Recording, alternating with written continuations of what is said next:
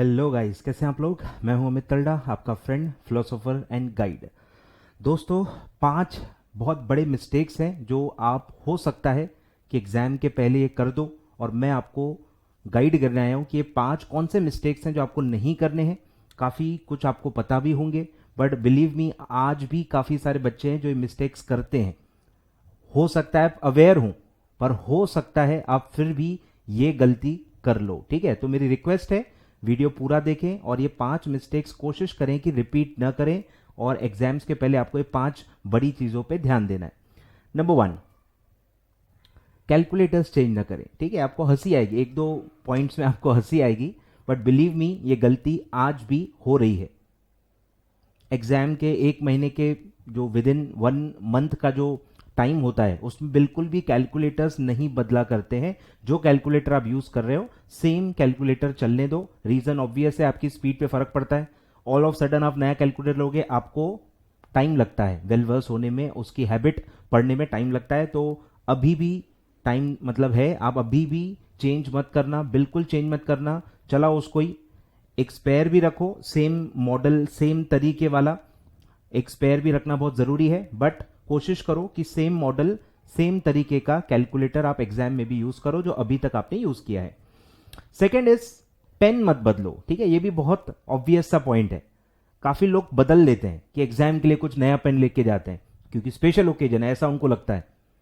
तो ऐसा बिल्कुल नहीं करना है। पेन सेम यूज करना है जो अभी तक आप यूज कर रहे हो। सेम ग्रिप होनी चाहिए और सेम मॉडल का पेन आपको यूज करना चाहिए, और 1-2 स्पेयर पेन भी आपको सेम मॉडल के रखने चाहिए, ताकि अगर एक खराब हो जाए तो एग्जाम में एक और पेन सेम वाला आपके पास होना चाहिए। ठीक है, तो पेन बिल्कुल नहीं बदलना है, सेम ग्रिप सेम वाला आपको यूज करना है। ठीक है, बहुत ही इंपॉर्टेंट चीज है। बिल्कुल आप बदलोगे ना, सीधे आपका पेपर खराब हो जाएगा। ये ऐसे मिस्टेक्स हैं, भले आपको बहुत बेसिक लगेंगे, पर आपका पूरा पेपर बिगाड़ सकते हैं, पूरा अटेम्प्ट आपका बिगाड़ सकते हैं। इतना पोटेंशियल इसमें होता है। फिर है सर, नोट्स मत बदलो। रिवीजन नोट्स की बात कर रहा हूं। पहले तो मैं अज्यूम कर रहा हूं कि आप रिवीजन नोट से ही रिवाइज करते हो।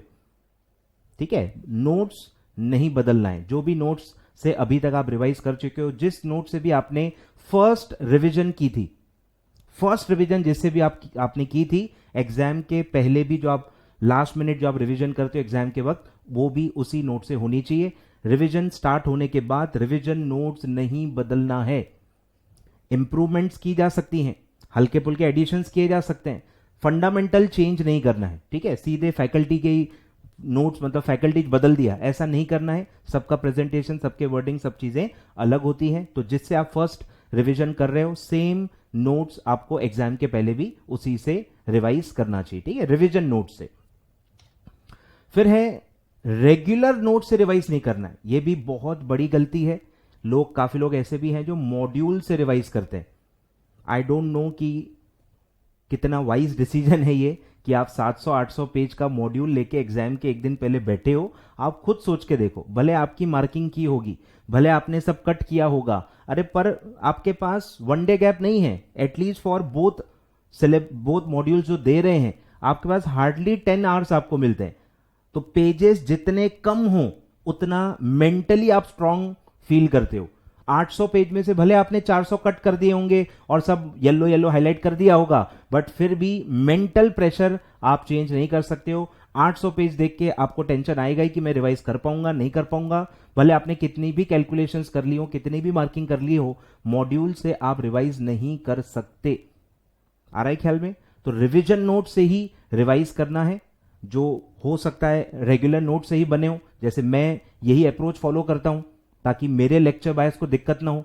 जो मेरे रेगुलर नोट्स हैं उसी को शॉर्ट करके, सेम लैंग्वेज रख के, उसी को शॉर्ट करके मैंने अपने रिवीजन नोट्स बनाए हैं, तो दिक्कत नहीं होती।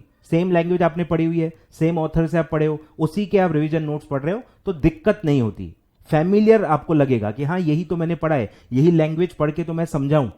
तो ये एक प्लस पॉइंट होता है।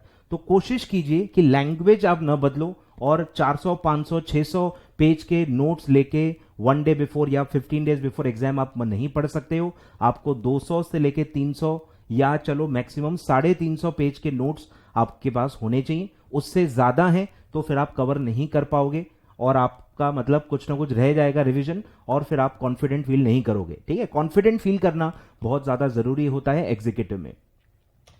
And last but not the least, कि बिना फुल सिलेबस पेपर अटेम्प्ट किए आप एग्जाम में नहीं जाओगे। ये आप अपने आप से वादा करो, अपने आप से वादा करो। ठीक है, कि फुल सिलेबस टेस्ट एक राउंड एटलीस्ट आप दोगे, ताकि जो भी गलतियां आपने करनी है वो आप टेस्ट में कर लो।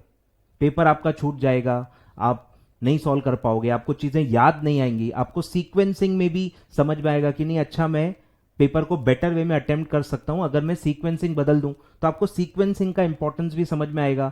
फिर आप कितना लिख पा रहे हो, आपकी हैंडराइटिंग कैसे आ रही है, सब चीजें आपको फुल सिलेबस पेपर में पता चलती हैं। तो खासकर रिटन पेपर्स में मैं कह रहा हूं, एमसीक्यू में इट्स योर चॉइस कि आपको क्या करना है। एमसीक्यू में तो वैसे पेपर अवेलेबल होते हैं, कोई दिक्कत की बात नहीं है, और आपका माइंड भी आपको मना नहीं करता, क्योंकि आपको लिखना नहीं है। लिखना एक टफ एफर्ट है, और मेंटली अपने आप को प्रिपेयर करना बहुत मुश्किल होता है। माइंड आपका पोस्टपोन करते रहेगा, मना करते रहेगा कि नहीं यार कुछ फायदा नहीं, मैं कर लूंगा मैनेज, पर यह होता नहीं है।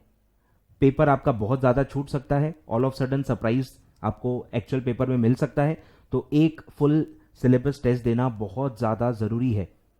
एक से ज्यादा देना चाहते हो अच्छी बात है, there is no limit to it, but minimum 1 full syllabus paper you have to attempt. भले आप सेल्फ अटेम्प्ट करो, मैं नहीं कह रहा टेस्ट सीरीज ज्वाइन करो, मैं भी जैसे 1 राउंड आपको दे ही रहा हूं फ्री में, ऐसे बहुत सारे टीचर्स आपके लिए कर रहे हैं, विद सजेस्टेड आंसर वो देते हैं।